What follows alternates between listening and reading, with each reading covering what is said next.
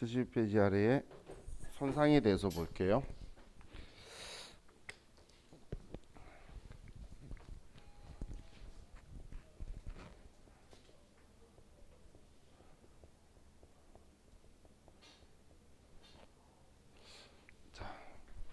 우리 유형자산의 손상이라는 건 우리가 유형자산을 쓰고 있는데 이 자산의 가치가 이제 하락을 해서 회복이 안 되는 경우에 우리는 이제 손상이라고 이야기를 해요. 자, 그럼 이건 세무이급에서는 분계 문제보다는 이제 이론에서 손상 인식할 금액을 물어보는 경우가 많이 있는데, 자, 그럼 여기서 여러분들이 기억할 게, 자, 손상 인식은 일단 장부 가액하고 회수 가능액하고 이 두 개를 비교를 할 거예요. 이 두 개를 비교할 건데, 그럼 이 회수 가능액이 우리의 공정 가액하고 그리고 서용 가치 중에 큰 금액을 사용할 거라는 부분을 여러분들이 이걸 인식을 해야 돼요.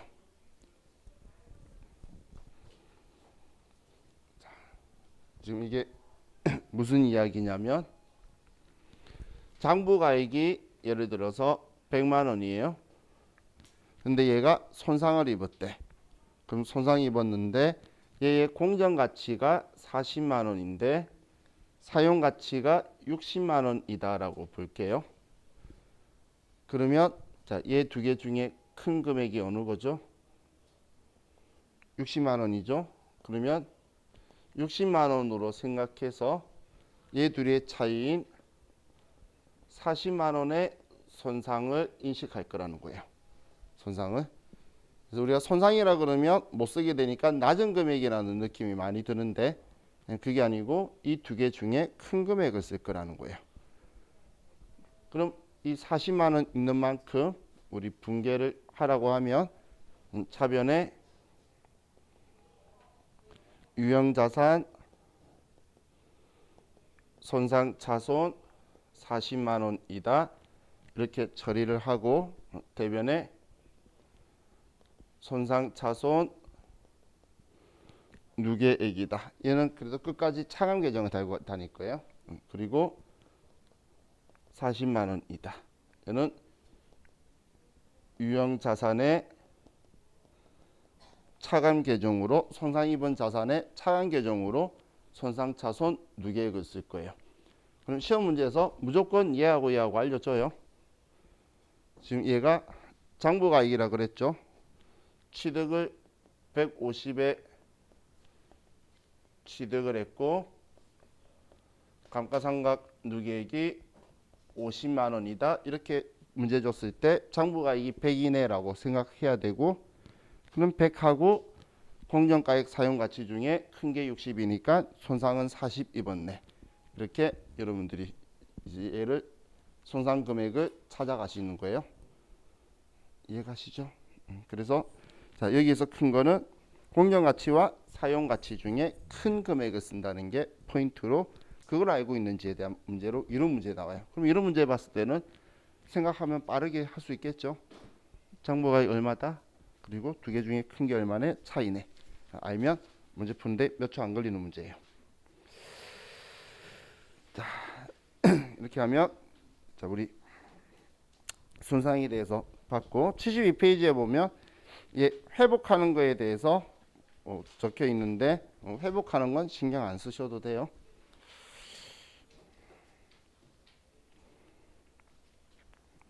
자, 다음 이제 무형 자산으로 넘어와서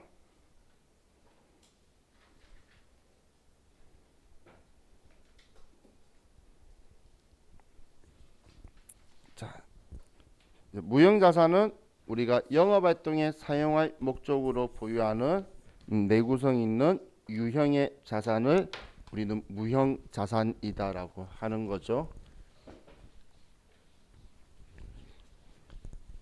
그럼 무형 자산은 과거 옛날 기출 문제를 찾으면 잘 등장을 안 하다가 이제 유형 자산에 대해서 너무 문제를 많이 내니까 사람들이 좀 잘 맞춰서 그런지 이제 80회차 때부터 이론 문제로 무형 자산을 언급을 하기가 좀 많이 시작을 했어요.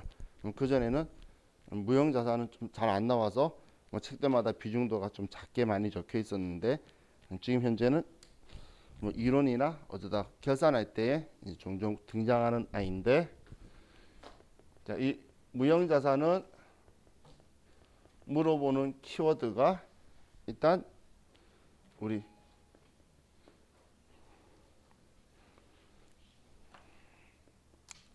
내부 창출한 영업권은 인식을 하지 않는다는 거예요.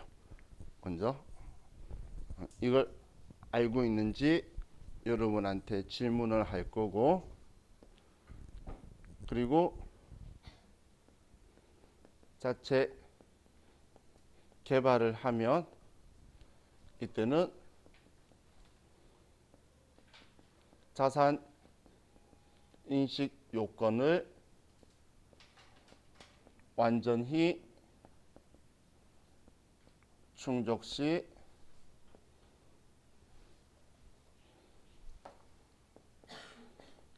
개발비인 자산 계정으로 처리를 한다는 거예요. 그럼 조금이라도 자산으로 인식을 하지 못하면 우리는 비용으로 처리를 한다는 거예요. 그래서 완전히 인식했냐 안 했냐 이것만 그냥 완전히 해야지만 자산 인식한다, 이거 하나만 생각하시고 애매한 수식어가 붙어 있으면 전부 다 비용이다라고 생각하시면 돼요. 그럼 기준점은 단순하죠. 자, 이건 사실 무형자산에서 질문해서 그렇지 모든 자산이 똑같은 조건이에요. 우리는 보수주의이기 때문에 인식 요건을 완전히 충족 못하면 자산으로 처리 안 할 거예요. 우리는 회계 기본 근간이 보수주의 회계 처리예요. 그래서 자, 그리고 우리 무형자산 상각은 직접법으로 회계 처리한다. 직접법으로 회계 처리한다는 건 차변에 무형자산 상각비 얼마 대변에 무형자산 계정 과목을 얼마다 이렇게 바로 처리해 버린다는 거예요. 무형자산 계정 과목으로 이렇게 바로 처리를 해 버릴 건데, 자, 이거 가지고 우리가 결산할 때에 자, 무형자산에 대한 금액을 줄 건데, 사실 이 분계는 우리가 신경 안 써도 될 만큼 결산자료 입력은 잘 되어 있죠. 왜냐하면 이 금액만 결산자료 입력에서 써서 전표 추가하면 이 분계는 해줄 거예요. 그럼 우리 이 앞에도 한번 풀어봤던 것처럼 이 금액을 우리가 구할 수 있어야 되는 거죠. 그럼 이 무형자산은 이렇게 처리하기 때문에 우리가 장부가액이 감가상각한 후의 금액이라는 거예요. 직접 얘를 줄여버리니까. 우리 유형자산은 취득원가를 두고 차감 계정을 다니까 우리는 장부에 적혀 있는 금액이 취득원가에 적혀 있고 감가상각 누계액을 달고 있는데, 무형자산은 그냥 직접적으로 그 금액을 대변에 빼버리니까 장부에 적혀 있는 금액이 우리는 감가상각한 후의 금액이라는 걸 정확하게 알고 있는지를 물어보는 거예요. 자, 그래서 우리 어제 문제 나왔던 거를 조금 응용해서 보면,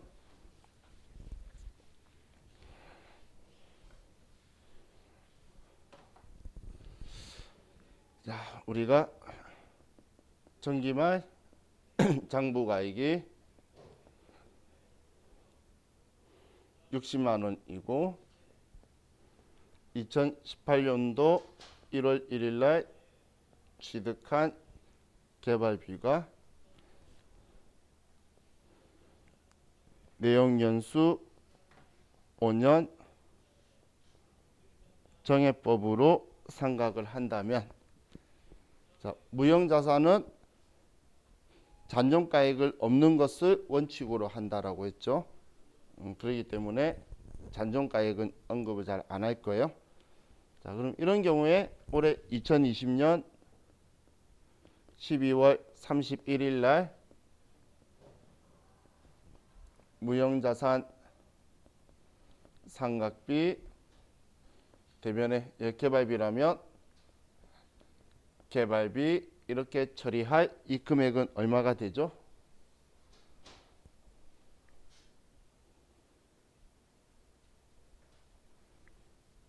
이 금액은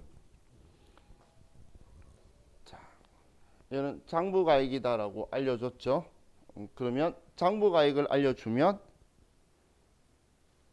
우리는 잔존 내역연수를 생각해야 되겠죠. 왜냐하면 지금 얘는 2018년 12월 31일과 2019년 12월 31일 날 두 번 상각을 한 금액이 60만 원이라는 거잖아요. 그럼 잔존 내역연수는 지금 3년인 거죠. 그래서 60만 원을 주면 잔존 내역연수인 3년으로 나눠서 20만 원이다라고 나오게 되겠죠. 그래서 얘는 여러분들이 결산자료 입력에 20만 원을 써주면 얘가 알아서 분계를 저렇게 해줄 거예요. 그러면 이 값을 여러분들이 써줘야 된다니, 계산을 해줘야 되니까 지금 이게 이렇게 대변에 직접법으로 상각했을 때 일어나는 걸 분계로 물어보는 거예요. 실기에서. 이론에서도 물어보지만 실기에서 물어보는 게 저런 방식이다라고 생각하시면 돼요.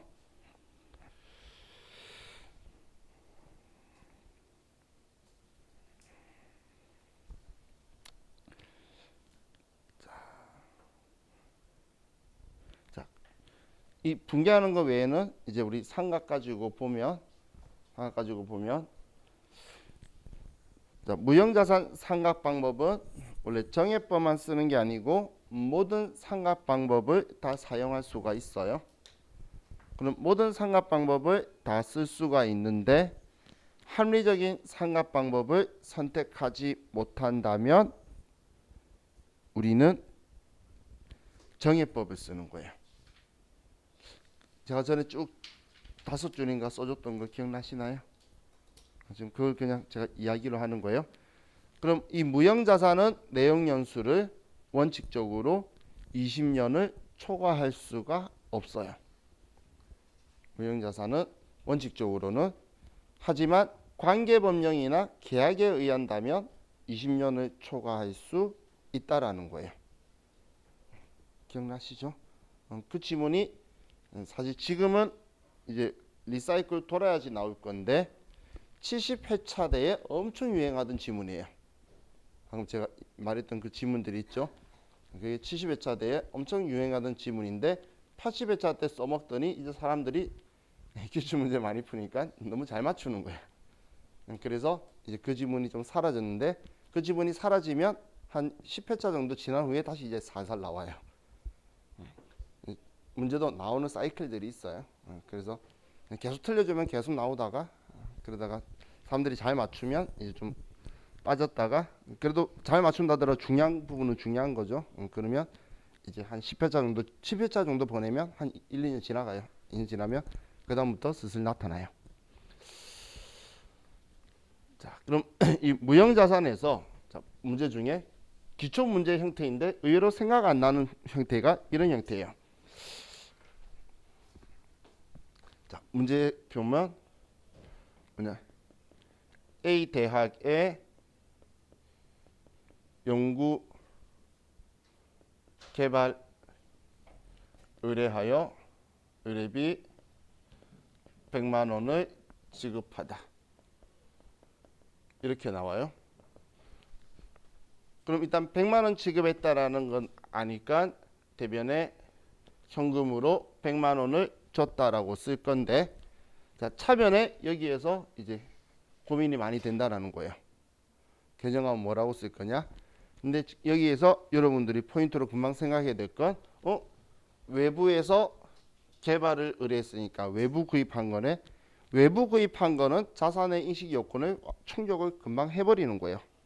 금액 신뢰성 있게 측정할 수 있고 개발 안 되면 돈 안 줄 거거든. 그렇기 때문에 바로 개발비라고 쓰는 거예요. 이게 글자만 봐가지고 개발비가 반짝반짝 안 떠오르는데 그래서 한 번 냈다가 그 뒤에 그 다음 회차에 대학교 이름만 바꾸고 또 나왔어요. 그런데 그때도 사람들이 생각보다 생각이 잘 안 났나 봐요. 그래서 우리 개발 나오는데 외부에 의뢰했다라고 포인트를 잡아서 바로 개발비로 나가야 돼요. 나간다면 써야 돼요.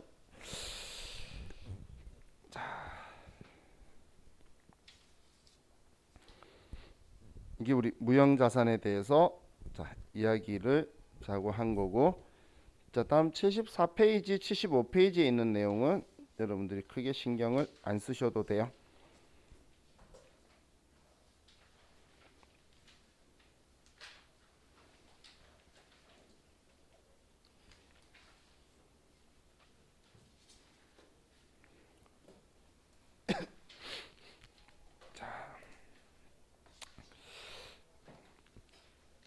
그럼 76페이지에는 간단한 정보만 적혀 있으니까, 자 우리 교재 81페이지로 가면 이제 주식회사의 자본이라고 적혀 있죠.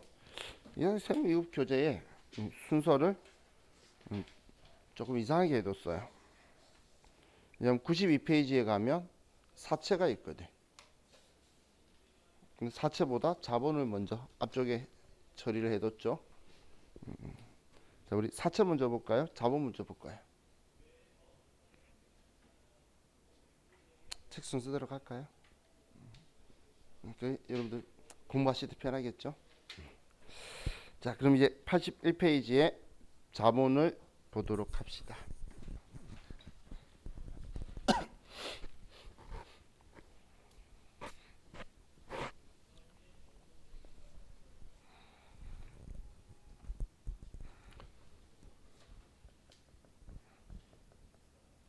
자본은 우리가 한 지가 그렇게 오래 안 됐죠. 그래서 아직 머리에 기억이 남아 있지 않나요? 자, 그럼 자본에서 우리 분류가 자본금이라는 분류와 자본잉여금이라는 분류와 자본조정, 기타 포괄, 손익누계액, 이익잉여금 이렇게 자 5가지의 분류로 얘네들이 분류죠. 지금 제가 적은 거는 분류로 나눠지는데, 자, 자본금에는 계정 과목이 2개 있어요. 보통주 자본금과 우선주 자본금으로.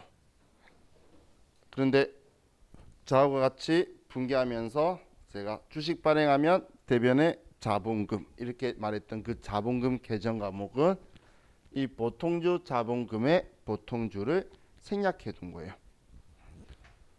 그럼 이 보통주 자본금은 우리가 일상생활에서 의결권도 있고 청구권도 있는 게 보통주 자본금인 거고, 우선주 자본금은 청구권만 존재하는 거예요. 의결권은 없고.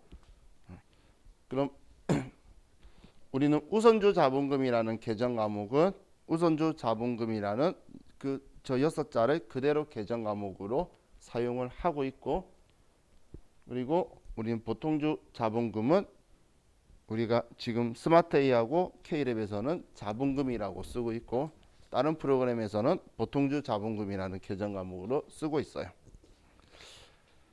자 그럼 자본잉여금이라는 분류는 자본 간의 거래에서 이익을 본 거죠. 그래서 자본 간의 거래에서 이익 본다는 건 증자나 감자나 자기 주식 거래를 자본 거래라고 해요. 자, 참고로 이야기해요. 자본 거래는 증자를 하거나 감자를 하거나 아니면 자기 주식 거래가 일어나는 걸 자본 거래라고 볼 거예요. 자, 그럼 이 자본 간의 거래에서 잉여라는 건 남아돈다는 거고 돈이 남아도는 게 우리는 자본 잉여금으로 분류하는 거니까 증자하면서 액면가보다 돈을 더 많이 받은 주식 발행 초과금과 감자하면서 액면가보다 돈을 작게 주고 소각을 할 수 있어서 우리는 이익을 보는 감자 차익과 그리고 우리 자기 주식을 처분하면서 자기 주식의 장부 금액보다 많은 금액을 받으면 자기 주식 처분 이익이라고 하는데 이 세 개 계정 과목이 우리는 자본 잉여금으로 분류를 해요. 자, 그럼 이 자본 잉여금을 보여줄 때 얘네들은 기타 자본 잉여금으로 분류를 할 수가 있어요. 감자차익, 자기주식 처분이익은 기타 자본 잉여금으로 같이 뭉쳐서 분류할 수가 있는데 주식 발행 초과금은 단독으로 따로 써줘야 돼요. 자, 이거 이런 시험에 글자로 잘 나와요. 얘는 주식 발행 초과금은 별도로 써야 되고 주식 발행 초과금을 제외한 나머지 계정 과목은 우리 기타 자본 잉여금이라고 합칠 수가 있어요. 그럼 우리 자본 이야기가 나오는데 이론 시험에서 자본 이야기가 나오는데 다음 중 성격이 다른 하나는 이렇게 나오면 자, 자본 잉여금은 돈이 남는다라는 거 알겠죠? 잉여자. 그러면 앞글자를 따서 주 감자 이익 본 거는 자본 잉여금이다 라고 기억하시면 나중에 문제 봤는데 앞글자가 주 감자인데 3개가 이익 본 거면 나머지 1개가 왕따고 4개 중에 주 감자가 앞글자인데 이익 본 게 하나밖에 없으면 걔가 왕따예요. 그럼 걔가 답이 되겠죠? 그렇게 해서 얘를 생각하셔도 돼요. 자, 그럼 이 자본 조정에는 우리 자본 조정은 자본 간의 거래인 이 3개 중에 지금 위에 있는 이 계정 과목들 있죠? 제가 적은 5개 계정 과목 이게 아닌 거는 전부 다 자본 조정이라고 보시면 돼요. 자, 전에는 제가 자본금으로 분류할 수 없고 자본잉여금으로 분류할 수 없다 했는데 그러니까 더 느낌이 안 오죠. 그래서 저렴하게 말하면 이 자본 증자 감자 자기주식 거래인데 거기에 나오는 계정 과목 중에서 이 5개가 아니면 자본 조정 계정 과목이다라고 생각하시면 돼요. 전부 다. 자, 그럼 이 자본 조정 계정 과목에는 주식 할인 발행 차금 증자를 하면서 액면가보다 돈을 작게 받는다든지 아니면 소각하면서 액면가보다 많이 주고 사온다든지 그리고 자기 주식을 팔면서 자기 주식의 장부가액보다 돈을 작게 받는다든지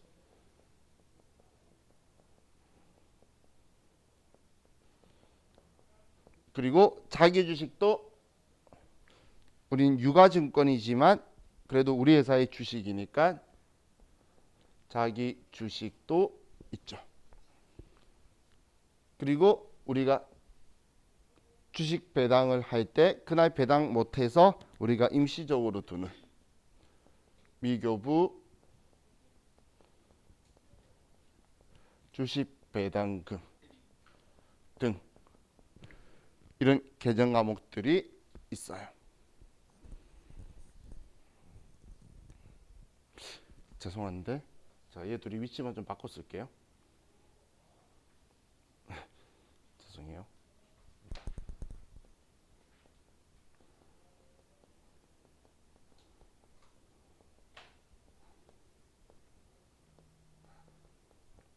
제가 왜 얘를 바꿔 썼냐면 자, 자본 조정을 표현할 때도 주식 할인 발행 차금, 감자 차손, 자기주식 처분 손실, 미교부 주식 배당금 이런 것들은 기타 자본 조정으로 얘네들은 합칠 수 있어요. 얘도 얘만 별도로 표현해야 돼요. 자기 주식만 별도로 표현하고 나머지는 기타 자본 조정으로 뭉쳐서 표현할 수가 있다는 거예요. 이런 시험에 위에 거 나오다가 잘 맞추니까 아래 거 나오니까.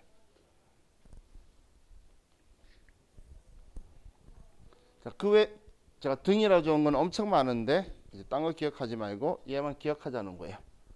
얘네들만. 그리고 하면서 자, 우리가 꼭 기억해 주실 게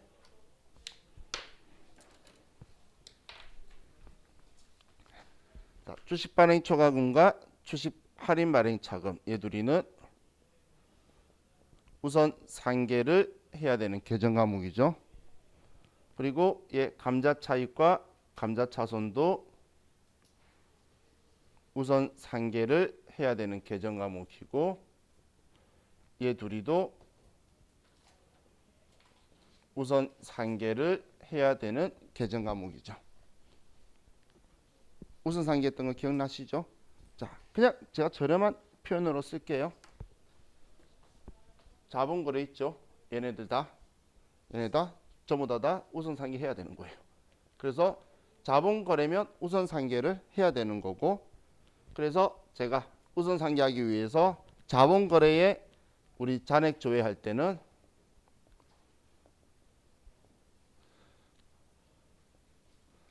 합계잔액 시산표에 자본금 계정 아래를 보라 그랬어요. 왜냐하면 자본금 이 계정 과목에 이 분류가 적혀 있는데 이 분류 아래에 얘네들이 다 있거든. 그런데 얘네들을 쓴 적이 없으면 바로 이익잉여금이 보이는 거예요. 우리 어제 봤을 때 이익잉여금 보이고 있었죠. 이 순서대로 시산표에 정리가 되어 있어야 되기 때문에 지금 이익 받는데 손해 본 게 있는지, 손해 봤는데 이익 본 게 있는지 이 계정 과목을 내가 둘러보면서 찾으면 안 나오고, 쓴 적이 없으면 컨트롤 F에도 안 보이니까 내가 찾는데 시간 낭비하니까 얘는 무조건 있을 수밖에 없는 계정이에요. 그리고 이렇게 보이면 바로 아래쪽에 얘네들이 있어야 되는데 바로 아래쪽에 없으면 얘는 없는 거예요. 그렇기 때문에 장부 조회할 때 저기에 들어가서 자본금을 조회하라고 아래쪽 봐라고 제가 이야기한 거예요. 그럼 그나저나한데 없으면 없네 하고 이익 봤으면 이익 봤다 쓰면 되고, 손해 봤으면 손해 봤다고 쓰면 되겠죠. 그래서 쟤네들을 본 거예요. 자, 다음 기타 포괄 손익 누계에서는 자, 이 계정 과목을 기억할게요. 자, 매도 가능 증권 평가 이익, 매도 가능 증권 평가 손실, 재평가 잉여금인데 우리가 분기할 때 썼던 계정 과목은 재평가 차익이라는 걸로 공부 계정 분계를 했었고, 그리고 이 매도 가능 증권 평가 이익, 평가 손실 얘도 얘 둘이도 서로 우선 상계를 해줘야 되는 애였죠. 그죠?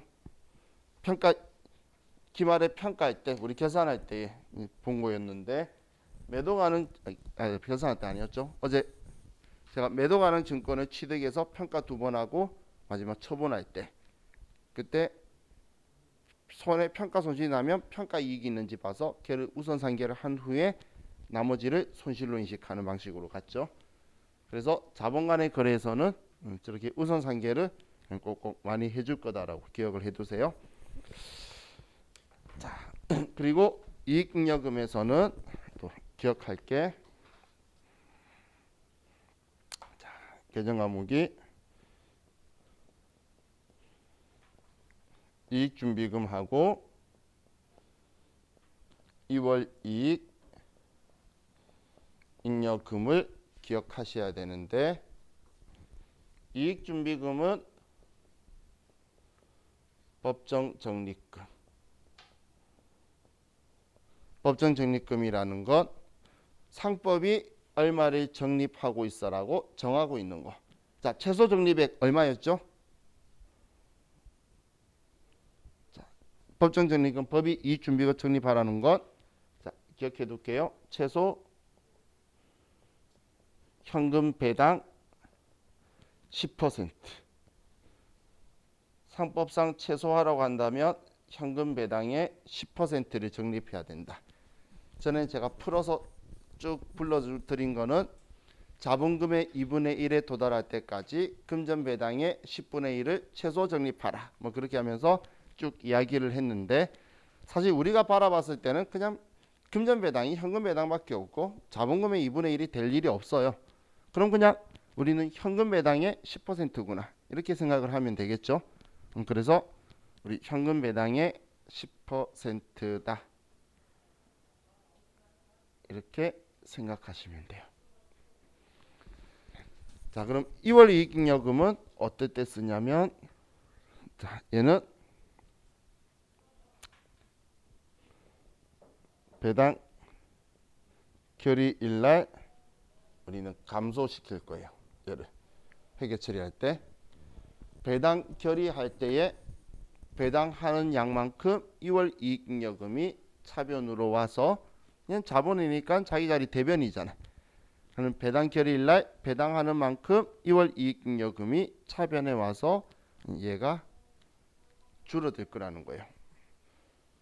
자, 그래서 이걸 전에 제가 표현할 때 배당 가능 이익이다라고 표현을 했던 애가 2월 이익잉여금 저 계정 과목이었죠. 자, 일단 우리 계정 과목 가지고만 먼저 이렇게 봤는데 계정 과목 정리해서 자, 이렇게 보니까 우리 전에 했던 거 기억이 좀 나시나요? 전에 봤던 거 기억 조금 나죠? 근데 그때는 제가 뭐 자세히 설명보다는 종류를 쭉 있다라고 안면트라고 말씀드린 거였고 지금은 이제 우리한테 필요한 것만 제가 적었어요. 크게 필요 없는 것들은 그렇게 많이 쓸 필요가 없으니까 우리가 기억해야 될 거고 이런 문제에서 물어보는 게 저희 기타 자본잉여금, 기타 자본조정 저런 걸 물어봐요. 자, 그럼 여기에서 자, 우리가 감자하는 부분을 가지고 좀 볼게요. 감자를 저희 지우고 감자하는 분기에서 여러분들이 실수 많이 하는 게 있어요.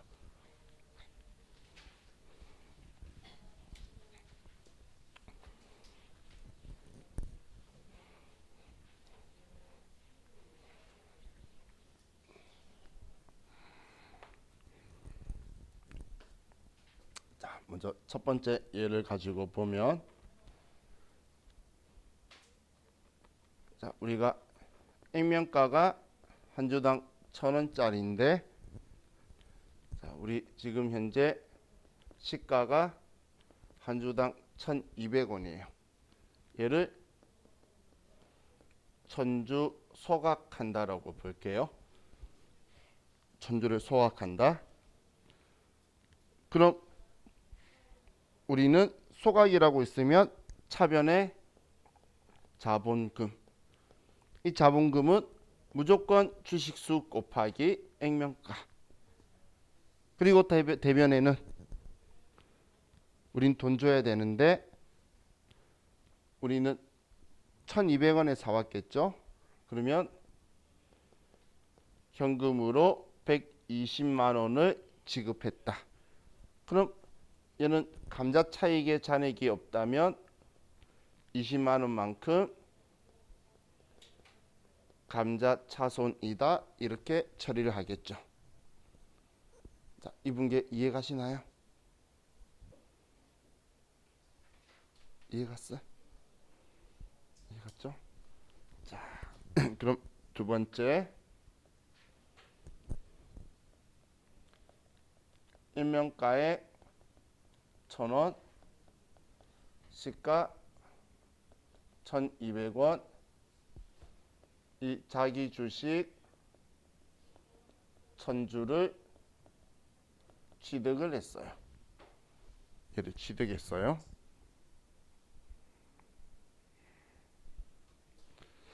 자, 그럼 우리는 차변에 자, 먼저 첫 번째 거예요. 자기 주식 자, 얼마 주고 살 수 있죠?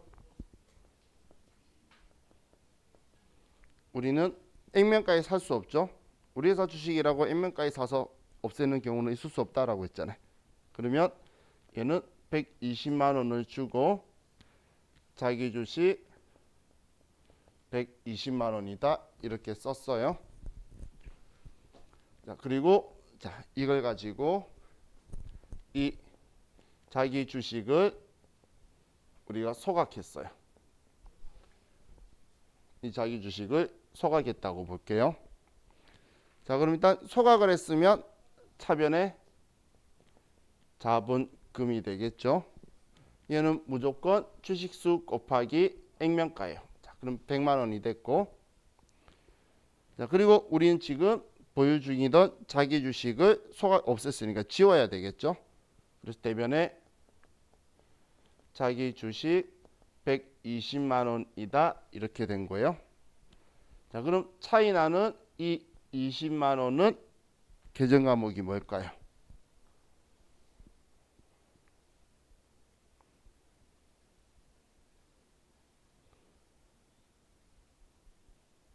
자, 이게 정말 자기 주식의 힘이 이렇게 센지 몰랐어요. 많은 사람들이 자기 주식이 등장하는 순간 자기 주식 처분 손실 뭐 이런 거 생각을 하는데 얘는 지금 감자하는 거래요. 이거는 그날 바로 소각한 거고 이거는 그날 바로 소각 못해서 샀다가 한번 처리하고 지운 거예요. 그냥 120만 원 소각하는데 돈 들어간 거예요. 그래서 얘는 감자 차손이 들어와야 되는 거예요. 지금 소각하는 거래인 건데 소각이 메인이야. 소각이 자기 주식이 메인이 아니고 우리는 증자 감자가 모든 거래의 최고의 메인이에요. 소각이. 얘는 그날 바로 못 없애서 자기 주식이라 써두기만 한 거예요. 얘 지금 상계시키면 저 분계랑 똑같은 분계죠. 지금 얘 둘이만 상계시키면 이 분계랑 같은 분계잖아요. 소각하는 건데 원래 현실 실무에서도 그렇죠. 산날 바로 소각 못 하잖아. 그래서 이렇게 써뒀다가 지우는 거예요. 그래서 자기 주식을 소각한다면 자기 주식에 포인트 주시면 안 되고 소각 감자에 포인트를 주셔야 돼요. 무슨 말인지 이해가시죠? 자, 이거 잘 나오는데 많은 사람들 여러분만이 아니고 정말 많은 사람들이 자기 주식으로 끝내려고 그러는데 우리 회계상의 거래 중에서 제일 주인공은 자본금이라는 얘예요. 왜냐하면 우리 회계, 우리 법인의 뼈대거든. 그럼 얘가 늘어나고 줄어드는 게 모든 거래의 최고의 주인공이고 그럼 주인공이 피날레를 해야 된다라고 생각해서 얘네가 전부 다 결정이 나는 거지. 자기 주식은 내 장부에 120만 원이라고 그냥 써두는 역할밖에 못한 거예요. 이해 가시죠?